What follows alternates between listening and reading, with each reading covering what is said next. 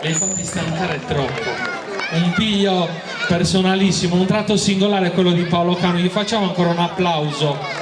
Lode Siniscola, protagoniste, la frizzantezza di questo momento. È una serata che va avanti lasciando spazio a esperienze diverse. È bello vedere come ogni comunità, ogni musicista, ogni ballerino porta in qualche modo il suo modo di essere sul palco, raccontandosi in maniera diversa e complementare. E quindi dall'aria fresca di Lode dalla Baronia passiamo a questo punto alla solennità di Dorgali con Torre De Lusso all'organetto, la coppia del gruppo folk Don Milani. Li salutiamo anche in questo caso con un applauso.